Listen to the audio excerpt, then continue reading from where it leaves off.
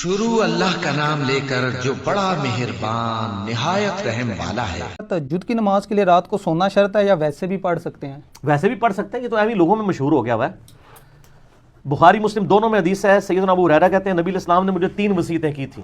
Number 1 سونے سے پہلے وتر پڑھ لینا، نمبر 2 اشراق کی نماز، اور نمبر 3 مہینے میں 3 روزے۔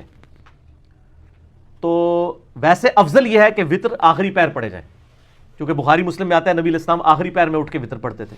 البتہ ترمذی میں آتا ہے کہ بعض اوقات آپ عشاء کے ساتھ پڑھ لیتے تھے، بعض اوقات آخری، یعنی دین میں آسانی ہے۔ وتر پہ میرا ڈیٹیل لیکچر ہے مسئلہ 130، اس میں میں نے اس ایشو کو ایڈریس کیا۔ تہجد یا رات کی نماز کے لیے سونا کوئی شرط نہیں ہے۔ صحیح مسلم میں 1724 حدیث ہے انٹرنیشنل نمبر کے مطابق کہ نبی صلی اللہ علیہ وآلہ وسلم وتر کے بعد 2 نفل بیٹھ کے ہمیشہ پڑھا کرتے تھے، اور یہ بیٹھ کے پڑھنا آپ کی خصوصیت ہے، کیونکہ مسلم شریف میں حدیث ہے کہ جو کھڑے ہو کے پڑھتا ہے نماز اس کو پورا ثواب ملتا ہے، بیٹھ کے آدھا۔ اور نبی علیہ السلام ایک دفعہ بیٹھ کے نفل پڑھ رہے تھے، مسلم شریف کے الفاظ ہیں، ایک صحابی آئے حضور کے ماتھے پہ ہاتھ رکھا، کہا یا رسول اللہ طبیعت ٹھیک ہے؟ کہا ٹھیک ہوں۔ کہا یا رسول اللہ آپ نے تو کہا بیٹھ کے آدھا ثواب ملتا ہے، آپ فرمایا مجھے اللہ تعالیٰ بیٹھ کے بھی پورا ہی دیتا ہے، یہ تمہارے لیے ہے، ٹھیک ہو گیا؟ تو یہ مسلم شریف میں حدیث ہے، یہ ساری کٹھی حدیث ہیں 1724 آنورڈ آپ دیکھ لیں۔ اور سنن دارمی میں اور صحیح ابن حبان میں یہ حدیث موجود ہے کہ نبی علیہ السلام نے فرمایا کہ رات کی جو بیداری ایک مشکل کام ہے، تو جب تم وتر پڑھ لو نا تو 2 نفل پڑھ لیا کرو، اس کے بعد اگر رات کو نہ بھی اٹھے تو اللہ تعالیٰ تمہیں ثواب دے دے گا۔ تو میں اس میں تہجد یعنی تہجد کا افضل ثواب، ویسے تو تہجد کی نماز، وتر کی نماز، تراویح یہ ایک ہی ہے، یعنی رات کے آخری پیر میں اٹھ کے پڑھنے والا ثواب مل جائے گا۔ اور مسند احمد میں یہ حدیث موجود ہے کہ نبی صلی اللہ علیہ وآلہ وسلم یہ جو 2 رکعتیں پڑھتے تھے نا، اس کی پہلی رکعت میں پڑھتے تھے اذا زلزلت الارض زلزالها، جو وتروں کے بعد والے 2 نفل تھے، اور دوسری رکعت میں قل یا ایھا الکافرون۔ ٹھیک ہو گیا؟ تو الحمدللہ ہماری کوشش ہوتی ہے کہ اس کا اہتمام کیا جائے، تاکہ رات کے آخری پیر اگر نہ بھی اٹھ سکے تو یہ آٹومیٹکلی آپ کو آخری پیر اٹھنے والا ثواب مل جائے گا۔ تو تہجد کے لیے سونا کوئی شرط نہیں ہے، علماء نے شرط بنا دی ہوئی ہے، حالانکہ نبی صلی اللہ علیہ وآلہ وسلم نے ایسی کوئی چیز مشروع نہیں فرمائی ہے۔ پھر اس کا انہوں نے طریقہ بھی بتایا ہوا ہے نا، وہ کہتے ہیں سونا شرط ہے، یہ فقہ حنفی میں باقاعدہ ہیلا لکھا ہوا ہے کہ آپ کوئی نہیں اٹھ سکتا تو یہ کرے کہ جب اس کو اگر سخت نیند آئی ہوئی ہے نا تو وہ وتر پڑھنے کے بعد نا تھوڑی دیر وہیں بیٹھے ہوئے نا ایسے ایک جھٹکا لے لے، تو اس کے بعد اٹھ کے نفل پڑھ لے، اس کو تہجد کا ثواب مل جائے گا۔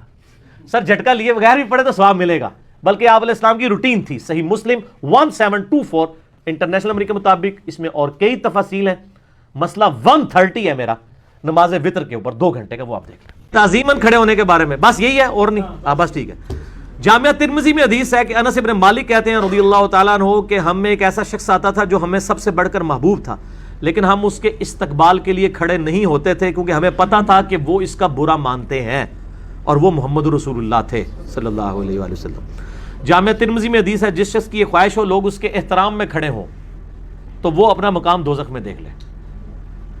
آپ کے دل میں خواہش نہیں ہونی چاہیے، نبی علیہ السلام منع کر دیتے تھے، آپ کے استقبال میں کھڑے نہیں ہوتے، لیکن بخاری مسلم میں حدیث ہے کہ آپ صلی اللہ علیہ وسلم نے سعد ابن عبادہ جب آئے تو آپ نے فرمایا قوموا الی سیدکم، اپنے سردار کی طرف کھڑے ہو، اسے اتارو۔ کسی کو رسپیکٹ دے کے کھڑے ہونا یہ جائز ہے، وہ بندہ ڈیمانڈ نہ کرے نہ اس کے دل میں یہ چیز آئے، ٹھیک ہے جی۔ اور میرا اس پہ آلریڈی کلپ ریکارڈڈ ہے، کاش آپ لوگ یوٹیوب پہ کلپ دیکھیں، دنیا جان کی باتیں میں نے مینیجبل فارم میں، استاد کی تعظیم کے لیے کھڑا ہونا کیسا ہے، میں نے یہ ساری حدیثیں بیان کر کے، یہ میرا کلپ یوٹیوب پہ ریکارڈڈ موجود ہے، جائز ہے۔ استاد کا ڈیمانڈ کرنا غلط ہے، اس کے دل میں تکبر آنا غلط ہے، شاگرد ضرور کھڑے ہوں، احترام دیں۔